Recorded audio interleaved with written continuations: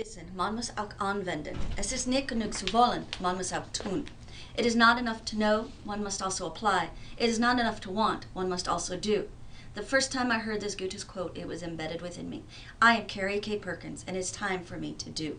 I was born in Montana and have lived in many places. The access and immersion of different cultures has greatly shaped my life. My inner self is consumed with curiosity, and learning is my specialty. For the last 16 years, my life has been educating our youth.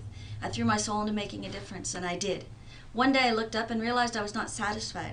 I was buried in the catchphrase of the year and the backup of the backup paperwork. So I decided to reflect on what I needed to do. And like Da Vinci's iris, mentioned in the introduction of Green's Mastery, my realization was deliberate. Where was I successful? Was it working directly with students? Yes. I'm a pro at building relationships. If we could all build those relationships, then the task would not fall on only a few. More content could be taught and more students could succeed. The perfect moment. So who helps teachers be better? Who will they actually listen to? Other teachers. Teachers who could give them practical, hands-on ways to reach their learners. I began education innovation, became certified in differentiated instruction for time to teach, pushed my modern technology for modern classroom and PBL seminars. My path was set, or was it? In many ways, I worked backwards through the key strategies discussed in Chapter 1 of Robert Greene's book, Mastery. The first one must return to the origin. What was my passions and joy as a child?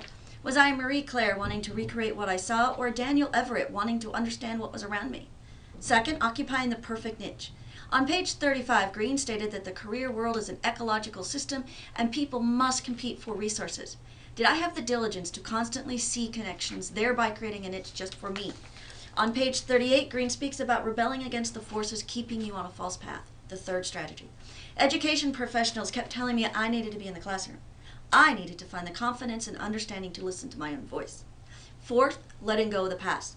I needed to adapt to the new world of education reality. Charles Ledbetter, in his 2010 talk, said that Bismarckian education systems were a thing of the past, and the Chinese restaurant style was next. Embrace the organic nature of life. The final strategy is to find your way back to that child's voice, to be truly honest with yourself. Do I have the patience to learn from my voice and with the process needed to master my vocation? Everything turned around for me with one simple statement from my husband that hit home. Where is Carrie? I miss my wife. I needed to let go of the past and get off this false path. I had always been flexible, so why wasn't I? The fear of failure, that giant dark cloud. In all honesty, that is not the real me. I am a Pollyanna. My glass is half full. I know where there is always a way to succeed, and since I have the whim still, I will.